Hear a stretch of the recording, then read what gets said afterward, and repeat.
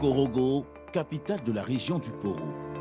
À une dizaine de kilomètres du centre-ville, Baba Yeo a mis sur pied une ferme cunicole. Au quotidien, Baba est au four et au moulin pour assurer une qualité et une quantité de production optimale. Celle-là, je pense que... Et dans celle-là...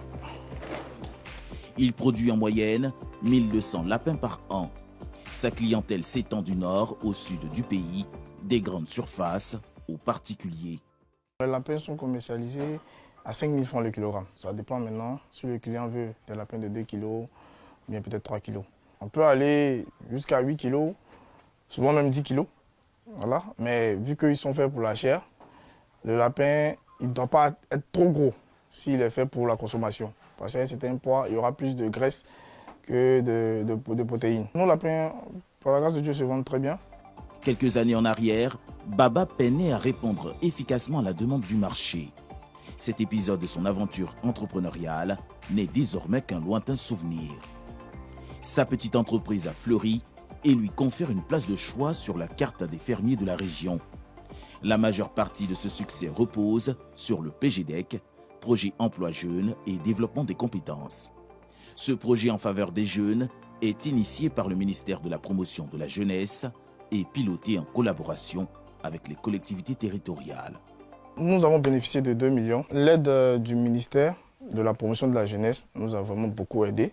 Parce qu'on va dire que même si on produisait, mais aujourd'hui, on a une certaine vitesse qu'avant on n'avait pas.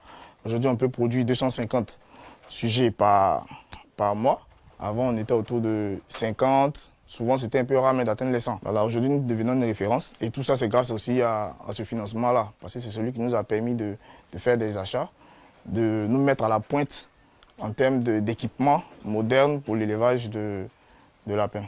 L'appui financier du ministère de la Promotion de la Jeunesse aux jeunes entrepreneurs varie selon la taille du projet présenté.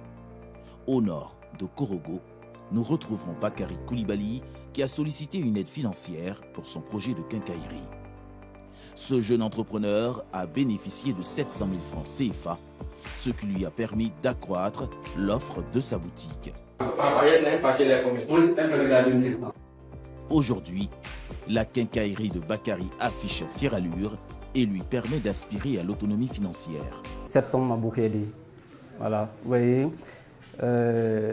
j'ai pu répondre à certains besoins des clients. Voilà. On ne peut pas répondre à tout dans un premier temps. C'est au fil du temps, avec les moyens qui seront là, on va essayer de vraiment satisfaire la clientèle. Voilà. Vous voyez, derrière moi, au départ, j'ai commencé avec, on va dire, 3 casiers. Mais aujourd'hui, c'est quasiment rempli. Il y a un constat au niveau des bénéfices. Voilà. Parce que quand la quantité de marchandises augmente, c'est sûr et certain, le bénéfice va augmenter aussi. Voilà. Au-delà des prêts, l'État ivoirien a déployé des projets par lesquels les jeunes peuvent obtenir un financement non remboursable pour leurs projets.